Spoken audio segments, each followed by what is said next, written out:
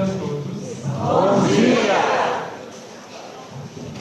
É uma alegria muito grande começarmos a nossa manhã de sábado experimentando a oportunidade do contato com os amigos espirituais, experimentando a oportunidade de estarmos reunidos em um ambiente em que a espiritualidade maior se faz presente e envolve os nossos corações em energias salutares, em energias revigorantes, auxiliando-nos na recomposição das forças, na recomposição do equilíbrio, auxiliando-nos a nos sentir melhor para vencermos os obstáculos e os passos de cada dia. É muito certo que, se aqui estamos, é porque estamos na necessidade de buscar a paz interior. Se nós estamos de alguma forma reunidos neste grupo, na manhã de hoje, é porque aqui viemos para buscar respostas às nossas aflições, explicações às nossas dores. É porque aqui estamos para buscar um rumo que justifique a razão de ser da nossa própria existência. Quantos são os momentos que nós caminhamos pela vida, que nós transitamos pelo nosso dia a dia, sem sequer saber para onde vamos, sem sequer saber qual é o destino das nossas realidades? Quantos são os momentos que a gente para, olha ao redor e fica pensando: poxa, mas para onde que eu estou indo? Para que lado que eu vou? E essa talvez seja para cada um de nós que aqui hoje estamos a maior das aflições. Qual o caminho tomar? Qual o caminho seguir?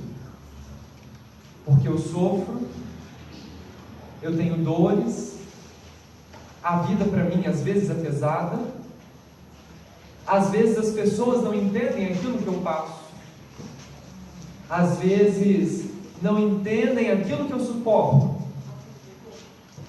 E aí, eu me recordo de uma frase de um filme muito conhecido, Alice no País das Maravilhas. Quando ela estava diante do coelho, o coelho pergunta: Alice, para onde você vai? E ela diz: não sei.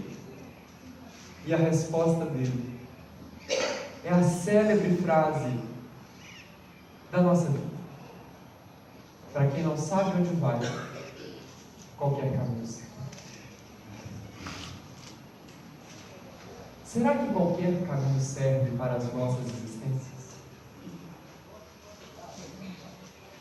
Será que qualquer caminho serve às nossas dores? Será que estamos na vida de um vale tudo? Qualquer coisa me agrada? Qual a razão de ser de aqui estar? Se você não fez essas perguntas na sua vida até hoje, faça-as, porque elas são fundamentalmente importantes para aqueles que querem encontrar a felicidade. Certa feita, estava Jesus conversando com os discípulos, e quando um deles perguntava sobre aquilo que era necessário ser feito para libertar-se dos sofrimentos, a resposta do Cristo parece que ecoa ainda hoje nos nossos ouvidos: conhecereis a verdade, e a verdade vos libertar. Mas Pedro Paulo, libertará de quê? Do que a verdade liberta? Nos liberta justamente disso.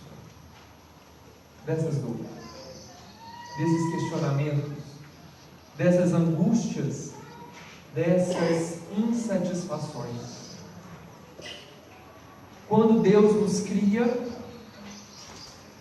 diz o livro dos Espíritos que Ele nos cria simples e ignorantes.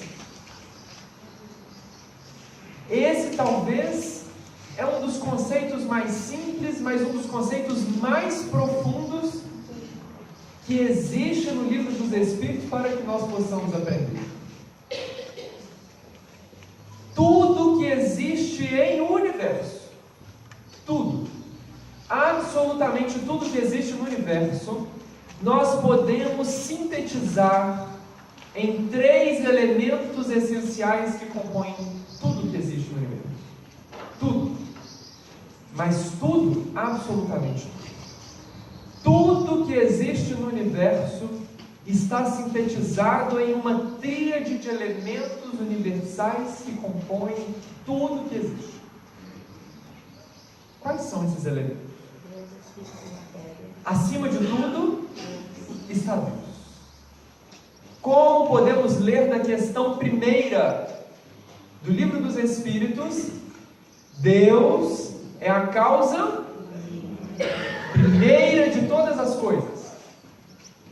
Uns dizem que é a causa primária, outros dizem que é a causa primeira, mas a gramática e o português nos advertem que seria a causa primeira, porque primário pode existir uma multiplicidade de iguais. Por exemplo, quais são as cores primárias?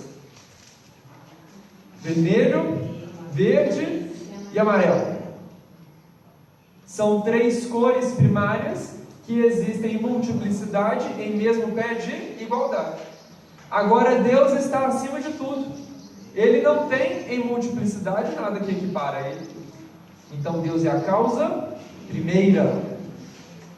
Deus é a causa primeira de todas as coisas, de tudo que existe no universo. É a inteligência suprema. O que mais? É a bondade absoluta, é o amor sempre presente, e daí vem todos os seus atributos. E Deus, como sendo a causa primeira de tudo que existe, Ele cria os outros 2 elementos que existem no universo, que são eles, o Espírito e a matéria. O Espírito é o princípio inteligente, o potencial intelectivo, é o ser pensante da criação. E a matéria é o meio onde o Espírito manifesta todas as suas vontades. Deus cria o Espírito e cria a matéria, mas cria o Espírito para atuar na matéria em benefício da própria criação. E esse Espírito, quando ele é criado simples e ignorante. Ele é criado simples. Simples porque vem da simplicidade. E por vir da simplicidade, ele tem potencial de ser bom. Tudo aquilo que é simples, apesar de neutro, apesar da neutralidade, tem em si potenciais da bondade. Quando nós vemos uma criança muito pequena, um bebê recém-nascido, nós olhamos para aquela coisinha pequenininha, empacotadinha, naquele monte de pano. A gente olha para aquela criança e a gente fala: essa criança é boa? Essa criança é má? Tem como a gente afirmar isso? Não tem. Aquela criança é neutra. Nós não sabemos se ela será boa, nós não sabemos se ela será má. Tudo vai depender de como a existência daquela criança caminhar. Mas, independentemente do que aconteça, independentemente do que seja, aquela criança tem potencial de ser boa. É simples porque é criado da simplicidade. E justamente por ser criado da simplicidade, tem potencial de bondade. E é ignorante, porque ao mesmo tempo que tem o potencial de ser pleno, ao mesmo tempo que tem o potencial de ser bom, ignora os talentos que traz consigo. Ao mesmo tempo que tem potencial de ser pleno e perfeito, ele não sabe disso. Quantas vezes nós não sabíamos que daríamos conta de fazer determinada tarefa? Nós nos empenhamos em determinado esforço, nós somos colocados diante de determinada aprovação, diante de determinada dor, e nós olhamos para aquela situação aflitiva, aquela situação angustiante, e falamos: meu Deus, mas eu não dou conta. Você se encoraja, você se empodera, respira fundo e vai. Quando vê, olha para trás: nossa, o que aconteceu? Consegui, eu dei conta.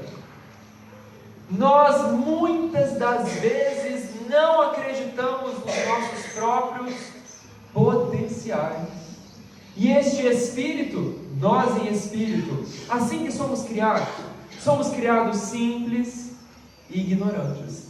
Temos o potencial de sermos bons, mas ao mesmo tempo nós ignoramos o tanto que nós somos bons. Nossa, mas agora embaralhamos. Porque da onde esse menino tira uma situação dessa? Da onde que ele criou uma história dessa? Tem tanta gente ruim nesse mundo que eu não acredito. Eu vejo tanta coisa ruim acontecendo no mundo. No Brasil, então, não acontece coisa ruim. As situações sociais no Brasil estão plenamente estáveis. Como é que ele pode afirmar um negócio desse? De onde que a gente tira isso? Quando Cristo fala para nós que somos deuses, e justamente por sermos deuses, podemos fazer absolutamente tudo que Ele faz, e muito mais. É daí que a gente tira. Somos criados sim, somos criados ignorantes, mas nós somos criados à imagem e semelhança do nosso Pai, do Criador. Somos deuses, e justamente por sermos deuses, podemos fazer absolutamente tudo que o Cristo faz. E muito mais.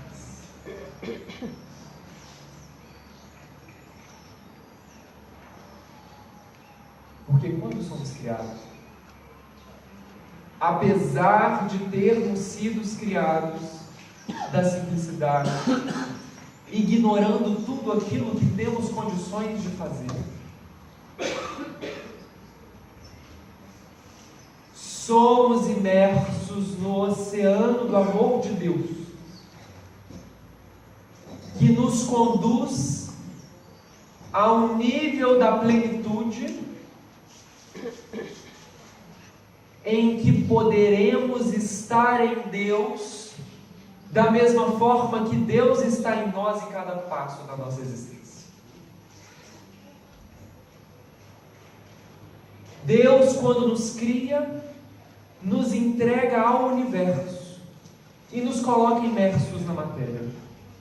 Porque na matéria temos a condição de aprender determinadas coisas de forma mais objetiva, de forma mais concreta, para melhor facilitar o nosso aprendizado. Porque muitas vezes nós nos questionamos: Principalmente quando temos acesso aos conhecimentos espíritas. Porque quando temos acesso ao espiritismo, a imortalidade da alma, a pluralidade das existências, quando temos acesso a conhecimentos como esses, nós começamos a nos questionar. Porque esses conhecimentos nos dizem o seguinte: olha, a vida real não é essa que você está vivendo aqui na carne. Nós estamos na matéria de passagem. Reencarnamos, estamos estagiando na matéria para desencarnarmos e voltarmos ao mundo espiritual. Mas que coisa sem graça. Porque quando a gente reencarna, a gente começa a sofrer. Já começa a sofrer no nascimento. Chora. Aí passa a infância. É um sofrimento danado, porque pai e mãe falam na cabeça: e você não pode fazer isso, você não pode correr, você não pode brincar, você não pode dormitar, você não pode isso, você não pode aquilo. Aí quando chega na adolescência, o Deus nos acuda. Ô fase abençoada. Eu falo com os amigos espirituais: se eu tiver méritos para a próxima encarnação pedir alguma coisa, eu peço primeiro: me permita nascer espírita. Porque o espiritismo, nesta encarnação, me libertou das maiores das minhas aflições. Eu peço para nascer espírita porque ele me trouxe conhecimentos que me fazem hoje forte, lento, preparado para enfrentar as minhas lutas. Não deixo de sofrer, mas eu tenho material para enfrentar os meus sofrimentos, para lidar. Se eu tiver mérito para pedir duas coisas, eu peço para voltar com contato com os amigos espirituais. Porque a mediunidade permite que a gente abra as percepções, as realidades para além da matéria e nos faça um com Deus, assim como Deus é conosco. E se eu puder pedir 3, eu peço para pular a adolescência. Ou fase abençoada. Nós temos experiências e recordações maravilhosas da adolescência, mas nós temos experiências e recordações que só Jesus explica, né? Então a gente sofre na adolescência. E aí quando a gente chega, aí o adolescente ele quer ficar adulto. Eu me lembro quando eu tinha 13 para 14 anos, sabe qual era o meu sonho de vida? Fazer 18 anos. Nossa, mas era o meu sonho de vida. Quando eu fizer 18 anos, e aí chegou o dia 5 de novembro, meu aniversário é dia 6. Chegou o dia 5 de novembro, eu estou preparado, né? Vou fazer 18, é agora. Aí chegou o dia 6, ainda não fiz 18, porque era de manhã, eu nasci de noite. Quando deu 9h30, fiz 18. Ui, e aí? O que aconteceu?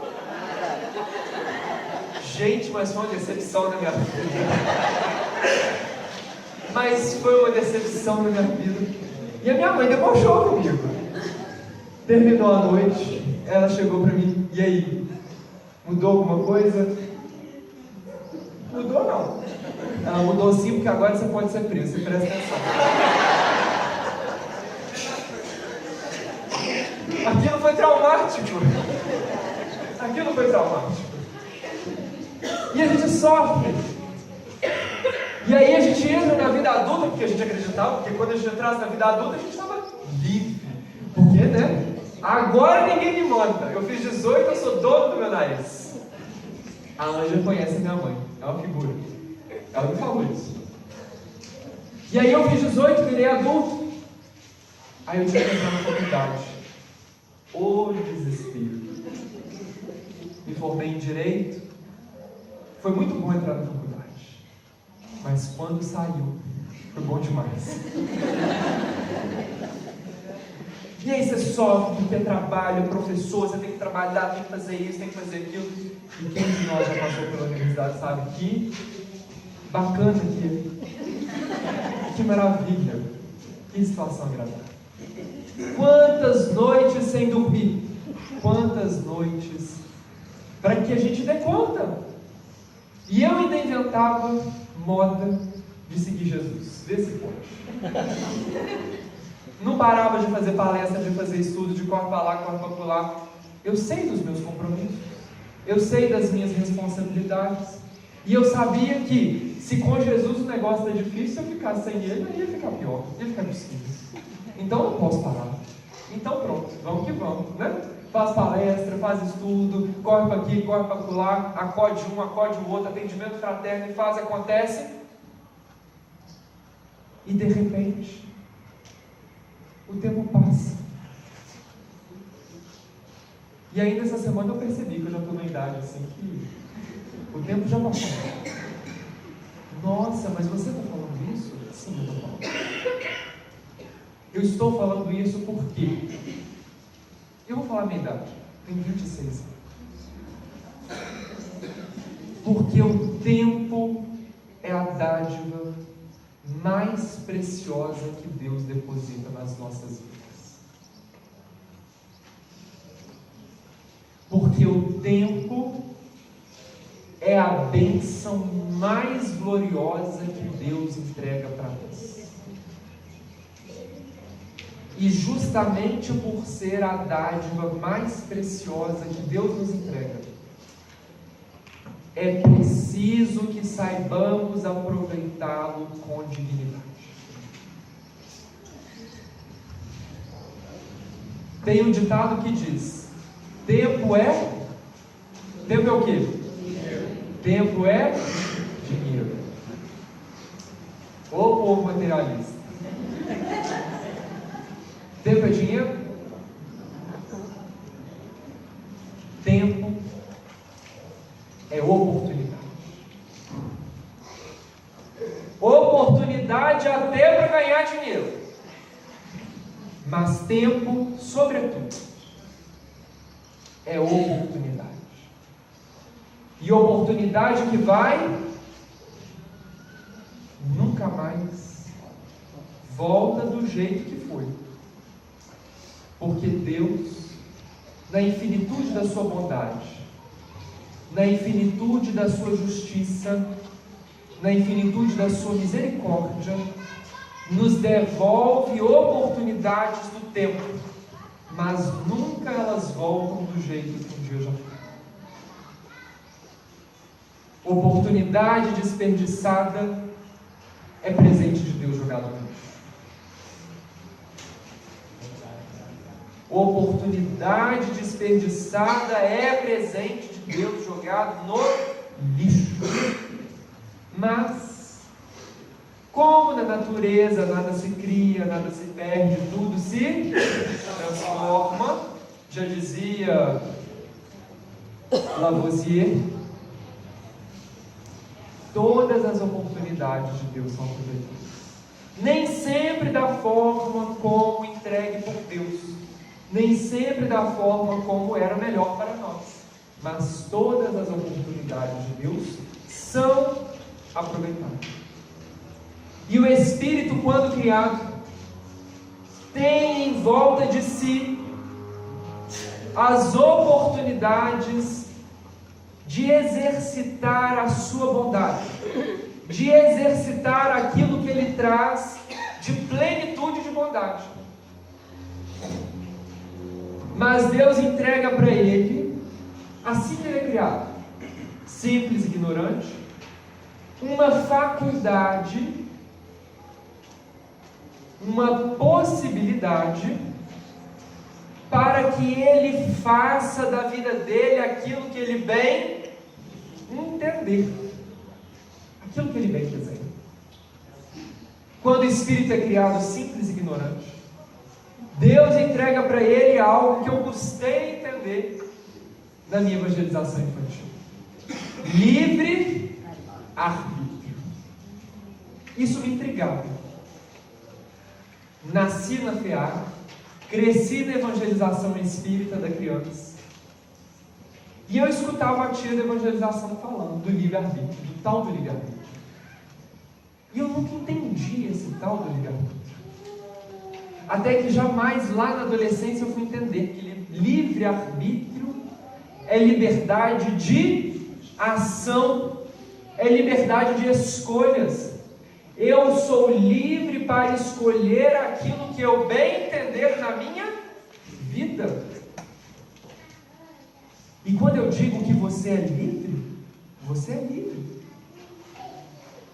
Se você vira para mim e fala assim: Pedro Paulo, eu posso abraçar alguém em tom fraternal? O que eu vou te falar? Pode. Você é livre. Pedro Paulo, eu posso fazer a caridade? Pode. Você é livre. Eu posso mudar a história do mundo? Pode. Você é livre. Faça por onde. Pedro Paulo, posso matar uma pessoa? Pode? Pode. Você é livre. Eu posso odiar alguém? Pode. Você é livre. Eu detesto fulano. Pode. Você é livre. Mas toda vez que alguém estiver conversando com você e colocar um mas na frente da história, prepara que a coisa não é tão boa assim quanto parece. Posso fazer isso? Pode. Posso fazer aquilo? Pode. Mas tu te tornas eternamente responsável por aquilo que cativa. Antoine Saint-Exupéry, filósofo francês, escreve esta frase no livro O Pequeno Príncipe, e ela é fundamental para entendermos a nossa existência. Tu te tornas eternamente responsável por aquilo que cativa. Você pode amar? Pode. Você pode mudar a história da humanidade? Pode. Você é livre. Você pode odiar? Pode. Você pode matar? Pode. Mas você é eternamente responsável por aquilo que você escolhe fazer na sua vida. Livre a semeadura, mas obrigatória é a colheita. O Cristo já falava sobre isso. Quando você investe em algo, você é livre. Deus te permite fazer aquilo que você bem entender. Mas a partir do momento que você investe em um comportamento, que você investe em algo na sua vida, criatura, presta atenção. Porque a partir de agora, você é responsável por aquilo que você está fazendo da sua vida. E esta responsabilidade determinará, de hoje em diante, os rumos da sua existência. Porque a vida, ela nada mais é do que um eco das nossas próprias consciências. E se a vida se está nos apresentando de forma atormentadora, preste atenção, porque você está sendo copartícipe da sua vida. Você está sendo coautor do seu sofrimento. A vida, o Buda já falava isso. A vida é um eco. E se você não está gostando daquilo que está ouvindo, mude aquilo que está falando. Quem já ouviu o eco? A vida é um eco. Nossa, aí a gente coça a cabeça. Agora você acabou comigo, né? Então quer dizer que aquilo que eu estou sofrendo, eu sou responsável? Verdades às vezes dói.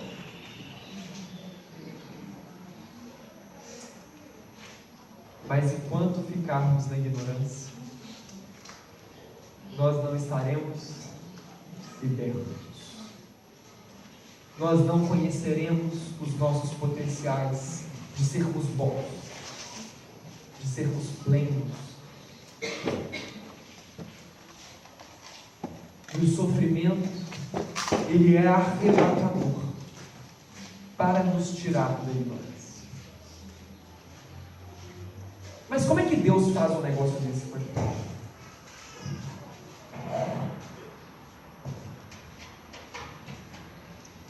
Como é que Deus, sendo tão bom do jeito que Ele é, porque está lá no livro dos Espíritos, Deus é bom, infinitamente justo e bom. Infinito é aquilo que não tem fim, não tem tamanho, é imensurável.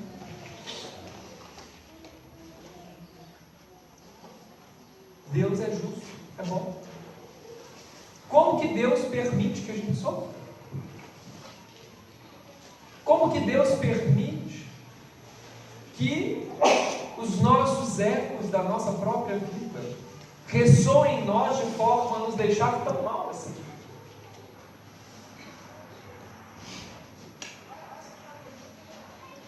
Porque Ele nos entrega nas nossas próprias mãos a responsabilidade de tudo que nos acontece.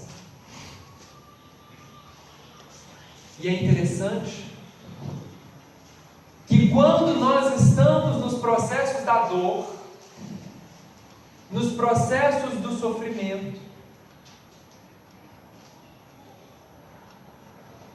nós queremos tirar de nós as responsabilidades e entregar para o outro a responsabilidade daquilo que nos acontece. E aí a gente se revolta com Deus. Aí a gente se revolta com Cristo. A gente se revolta com o pai. A gente se revolta com a mãe. A gente se revolta com o irmão. A gente se revolta com o filho. A gente se revolta com o vizinho. A gente se revolta com o coleguinha do lado da cadeira, se não pior. A gente se revolta. E a gente quer tirar de nós as responsabilidades do que nos acontece e entregar na mão do outro. Porque é mais fácil encontrar a culpa no outro do que olhar para si mesmo e dentro de si encontrar aquilo que precisa e deve ser modificado. O autoenfrentamento, a viagem interior, aquela que nos faz olhar para dentro de nós e nos fazer hoje melhor do que ontem, amanhã melhor do que hoje, é uma viagem às vezes dolorosa. Porque a gente, olhando para nós, encontra as nossas falhas. Olhando para nós, a gente encontra as escolhas equivocadas que nós fizemos no uso do nosso livre-arbítrio. Olhando para dentro de nós, a gente vê o quanto que a gente perdeu a dádiva mais preciosa que Deus nos entrega, que é o tempo. Quanto tempo, às vezes, a gente já perdeu? E não tem sensação pior do que olhar para trás e ver que a gente perdeu tempo. Ah, mas aquela discussão que a gente teve com fulano, nossa, que tempo que eu desperdicei na minha vida. Ah, mas aquela situação que eu fiquei aflito, nossa, mas que tempo que eu perdi. Não tem sensação pior do que a perda do tempo. Você pode até perder dinheiro junto. É ruim perder dinheiro. É ruim. A gente trabalha, se esforça, junta o dinheirinho. Se perde o dinheiro é horrível. Mas dinheiro a gente recupera. E o tempo?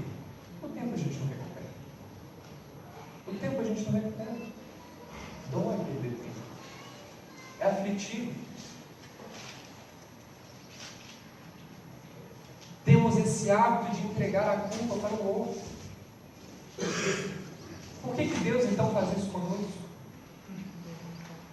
E aí eu pergunto para vocês, será que Deus é tão leviano assim conosco? Será que Deus é tão irresponsável assim conosco? Ele que é a sabedoria em plenitude, que é justo, que é bom, que é amor absoluto. Será que Deus é tão leviano assim conosco? E eu afirmo para vocês, categoricamente, não. Não. Deus não é leviano. Deus coloca o que tem que ser colocado, do jeito que tem que ser colocado, no momento que precisa ser colocado, da melhor forma que precisa ser.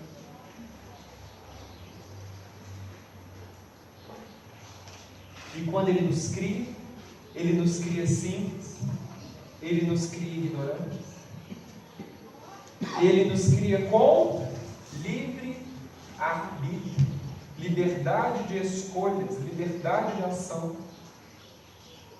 Mas Ele entrega para nós o material necessário para fazer brilhar em nós a luz da simplicidade. Ele nos entrega desde o momento da criação aquilo que é necessário para nos libertar da ignorância e nos fazermos deuses, assim como Cristo disse para nós.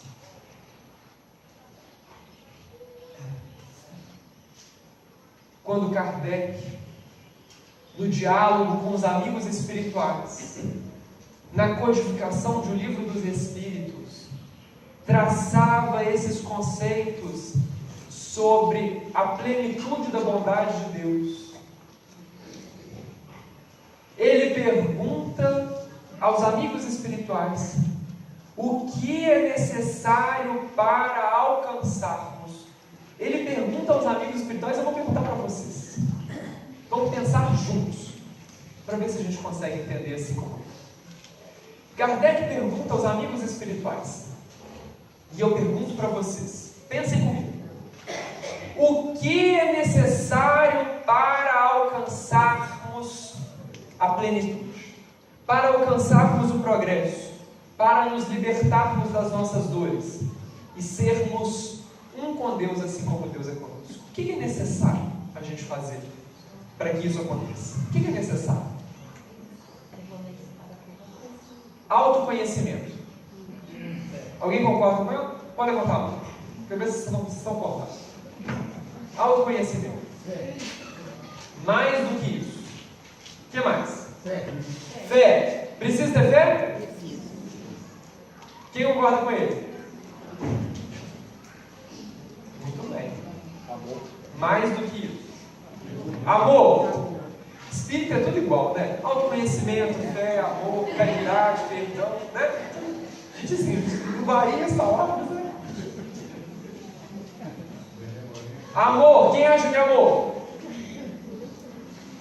Mais do que amor. Vontade. Vontade é um elemento fundamental. Atitude. Emmanuel, quando fala da vontade num livro chamado Pensamento e Vida. Emmanuel tem um livro chamado Pensamento e Vida, que é um dos livros mais incríveis que eu já li nessa encarnação.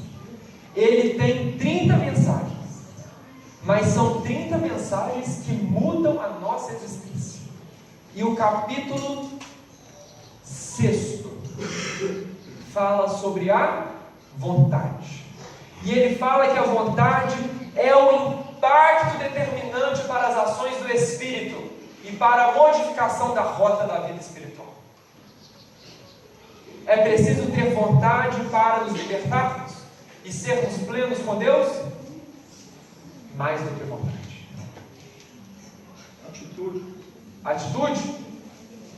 Atitude precede a vontade. É mais do que atitude.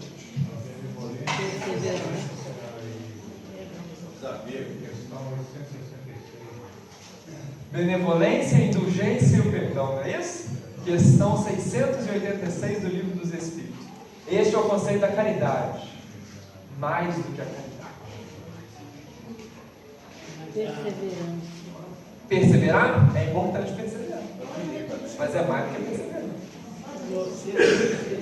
Nome do livro? Pensamento e Vida. Abrindo um parênteses sobre o Pensamento e Vida, que é um livro que eu sempre recomendo. Na introdução do livro Pensamento e Vida, Emmanuel fala o seguinte: desse jeito que ele fala: corações amigos, temporariamente internados no orbe terrestre, pediram-nos uma obra do mundo espiritual que falasse aos espíritos sobre as coisas do espírito. E em homenagem a esses irmãos que lutam na carne, recolhemos uma cartilha do mundo espiritual oral chamada Pensamento e Vida e materializamos nesse livro porque ele é uma cartilha para os processos da reencarnação. Aquele que passa pela reencarnação, quando tem acesso ao livro Pensamento e Vida, absolutamente nada do que está ali é novidade para nós, porque todos nós que reencarnamos já tivemos acesso àquelas informações. Nós só estaremos recordando. É um livro magnífico.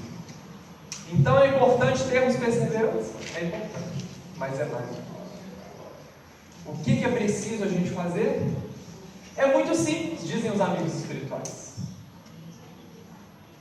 Alcançarmos Deus é muito simples.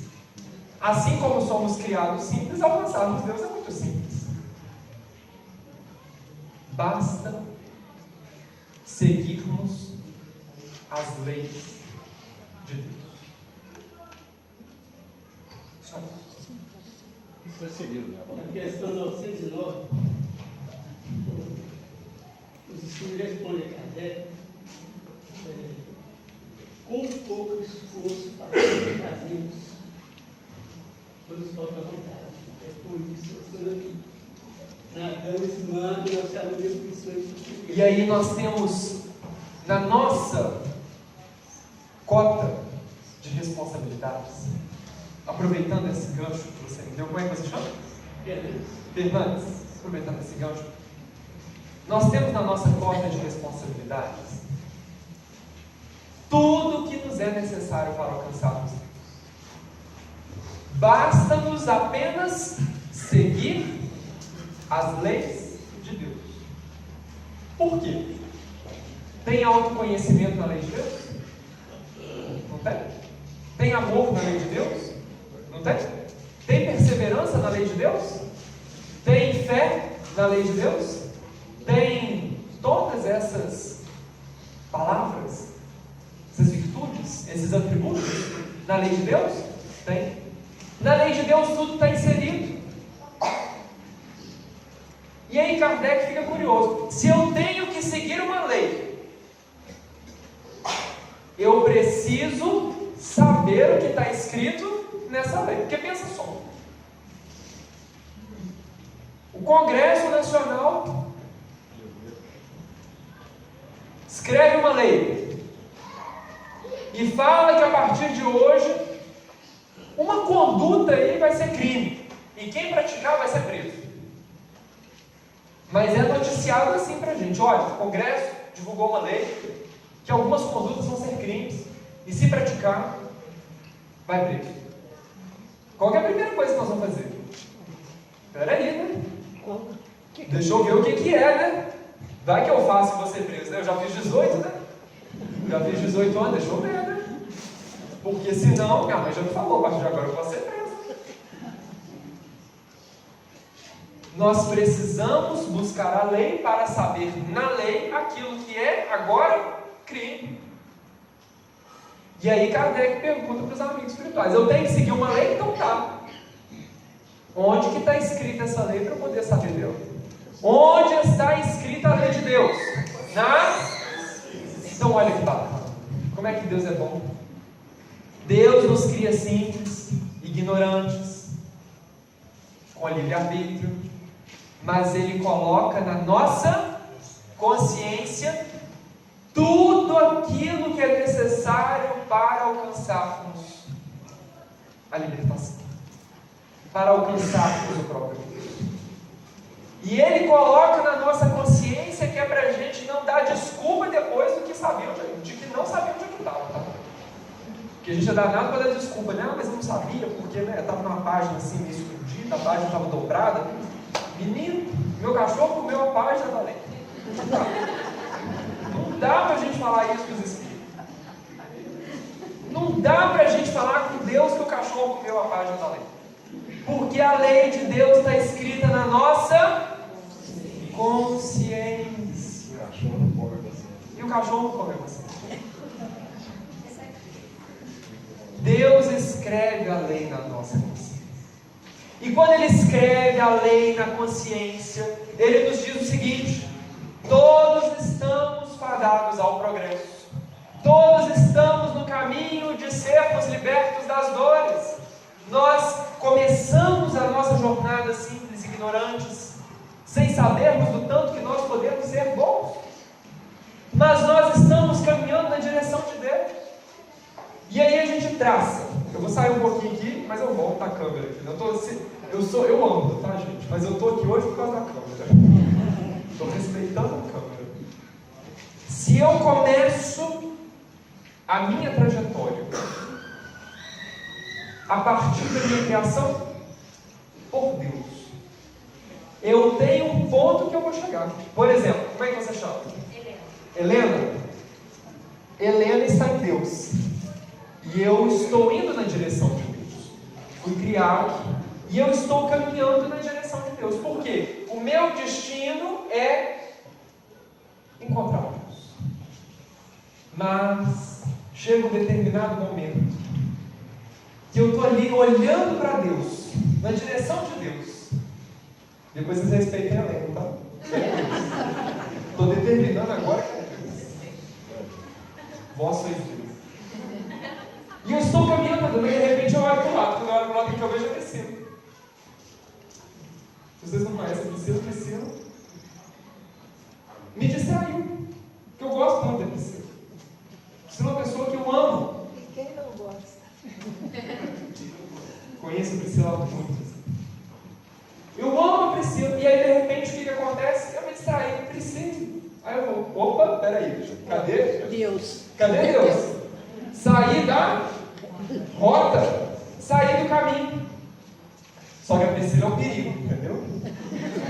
E aí, quanto mais eu me aproximo da Priscila, o que acontece? É como se fosse uma fogueira. E aí eu vou e começo a sentir que está. Quando a gente vai aproximando da fogueira, o que a gente começa a sentir? Esquentando. Esquentando. Opa, está esquentando. Ele está avisando. Ó, perigoso. Perigoso. Perigoso. Perigo, Priscila. É perigo. Perigoso. E aí o que acontece? Quando eu chego muito perto da fogueira, o que acontece? Ela queima. E quando queima, o que a gente sente? Volta. Dor. Aí, opa, peraí que a Priscila está perigosa. Aí eu falo, olha lá, gente, olha Deus lá. E aí eu continuo meu caminho em direção a Deus. Mas aí quando eu chego aqui, quem que eu encontro? Outra perigosa. A Ângela. Ah, essa Priscila é perigosa porque a Priscila é perigosa duas vezes. E aí eu encontro a Ângela. E aí eu vou caminhando na direção de outro perigo. Estou muito invigilante. Está faltando vigilância. E aí o que acontece? Eu chego lá. E eu também queimo. E aí eu vou e me faço encontrar de novo o destino para Deus. E o que acontece nessa nossa jornada? Gente, a Priscila não é perigosa assim. Vocês podem aproximar dela, tá bom? A Priscila é uma pessoa muito carinhosa, muito amável, muito adorável. Ângela também é uma pessoa muito carinhosa, que eu amo também. A Ângela mesmo desde que eu nasci, né? Então, são pessoas que eu amo muito, por isso que eu faço a brincadeira com elas, porque eu tenho essa liberdade. No nosso caminho em direção a Deus, acontece que a gente vai por Ele distraído. Acontece que a gente vai por Ele sem rumo. E para quem não sabe onde vai, qualquer caminho serve. Aí eu olho lá na direção de Deus, porque Deus me coloca. Olha, criatura, sua direção é essa, tá? Mas aí eu vou igual barata tonta. Eu não sei se vou para Priscila, agora eu não sei se vou para lá não sei aonde, eu não sei se vou para cá, eu não sei se vou para lá. E eu saio do meu trajeto. Mas quando eu estou saindo do trajeto, o que eu começo a sentir? Avisos. O que eu começo a perceber? Avisos. E avisos me dizem: olha, você está indo por um caminho tormentoso, hein? Cuidado. E aí você vai por outro caminho, igual pai e mãe, né? Eu avisei. Quando a mãe fala que avisou, ela avisou. E ela fala assim, bem ressentida, né? Eu te avisei. E é uma mistura assim de ressentimento com alegria. Quem é mãe sabe, né? É uma mistura assim de sentimento de, ai meu Deus, eu não sofrendo. Mas ai que boa, coisa boa, né? Eu falei, nunca mais ele duvida. Não é assim? Minha mãe não tem dessas não, sabe? Ela já chega comemorando, eu te avisei aí, ó, o que aconteceu. Essa? Nossa, uma coisa horrorosa. E a gente ri, ainda bem que a gente ri. A gente vai sendo avisado. Mas aí quando a gente não escuta os avisos da consciência, quando a gente ignora o caminho de Deus, quando a gente se finge bobo, coisa boa, fingir de bobo, para atender aos prazeres da carne, para atender aos prazeres da matéria, em ignorância àquilo que é de Deus, chega uma hora que não tem jeito. Deus, como se falasse assim conosco: olha, você tem que progredir, porque está na lei, que é o progresso. Deus atua conforme está na lei. Deus respeita a lei dele integralmente. Na verdade, nós aqui desrespeitamos a lei de Deus e infringimos o livre-arbítrio do outro, infringimos as responsabilidades com a lei. Mas Deus atua na nossa vida estritamente conforme está na lei. E está na lei que nós precisamos progredir. Isso está na lei. E aí, se eu me perco muito tempo no caminho de algo que não está inserido no roteiro de Deus para a nossa vida, a minha consciência vai me dar um cutucão, vai me dar um pé e vai falar: presta atenção, porque agora ou você volta para o caminho da lei de Deus, ou você vai se arrepender do mau aproveitamento do tempo, do mau aproveitamento das oportunidades de fazer aquilo que não deveria ter feito. E quando a gente se dá conta, dói. Quando a gente se dá conta que a gente está num caminho que a gente não tinha que estar, nossa, que arrependimento.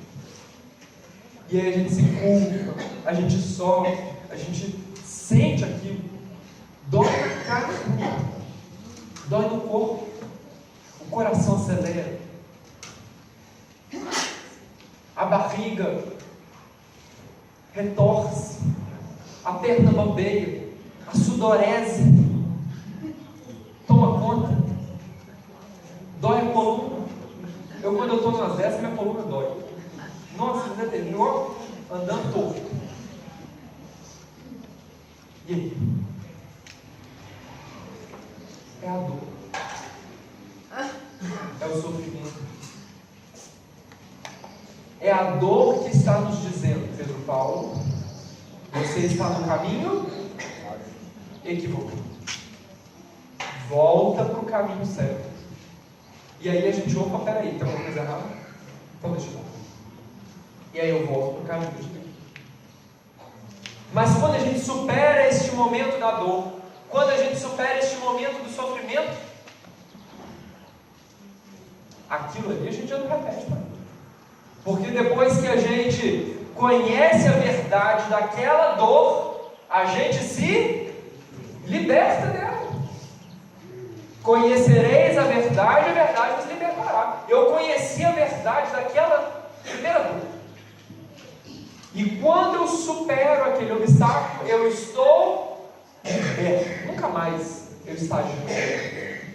Errar é da natureza do Espírito. Não é só humano, não. Errar é da natureza do Espírito. Mas permanecer no erro é? É o quê? Calma, gente. Calma. Que rispideza. Errar é da natureza do Espírito, mas permanecer no erro é falta de autoestima. É falta de amor próprio. Permanecer no erro é falta de querer ser melhor do que era. É falta de hombridade, de respeito consigo mesmo.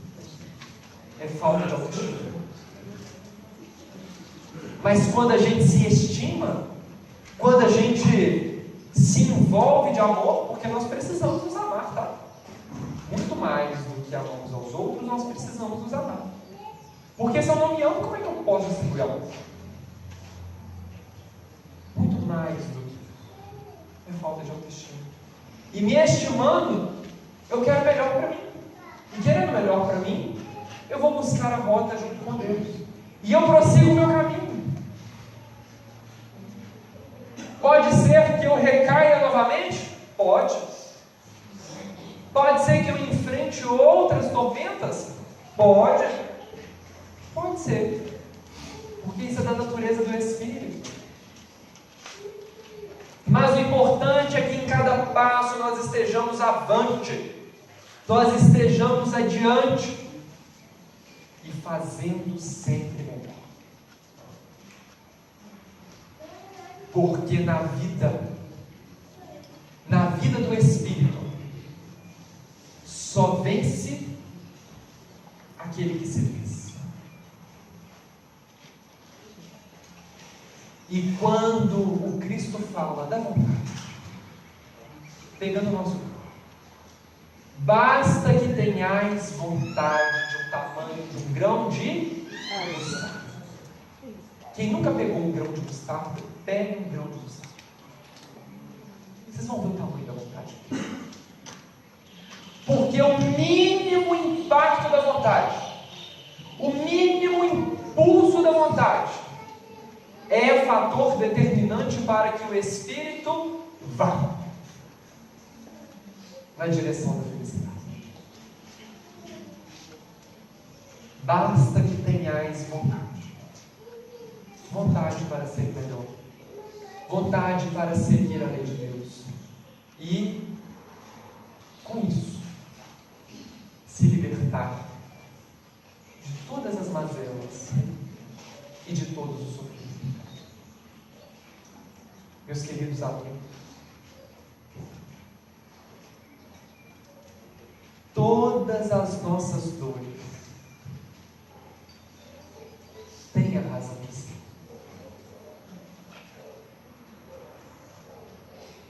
E elas doem.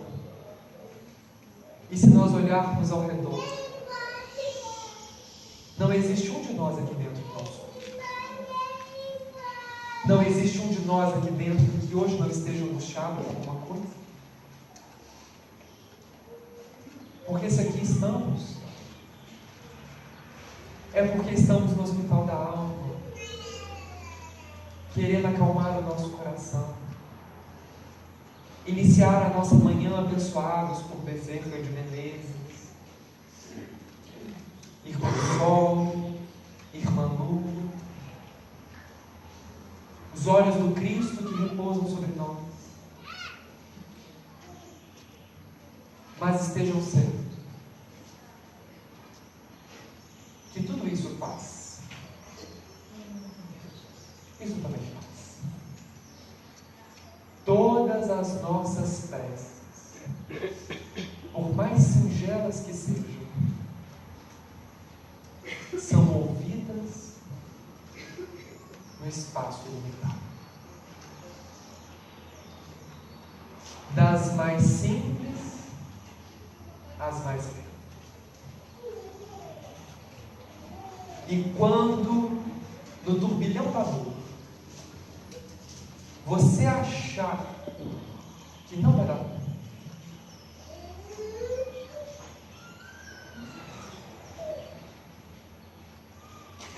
olhe para você. Olhe para dentro de você.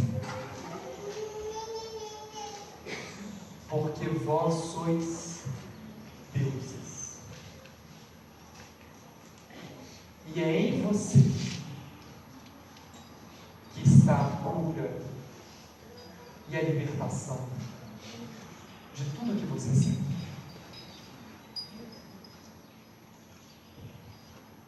Jesus, Mestre maior de todos nós, abençoe a nossa vida e nos ajude a sempre estarmos com Ele, da mesma forma que Ele tem sido conosco em cada passo da nossa jornada, hoje e sempre, para que sejamos melhores. Muito obrigado pelo carinho, pela recepção de todos. Até uma próxima oportunidade, se Deus quiser. Um bom dia.